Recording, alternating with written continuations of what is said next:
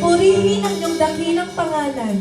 Tinataas po namin ang inyong pangalan sa umagang ito at nawa po sa aming mga buhay ay patuloy po kayong mabigyan ng karangalan, ng kadakilaan at kapurihan. Sa pangalan ni Jesus. Amen. Sa pangalan ng Panginoong Jesus.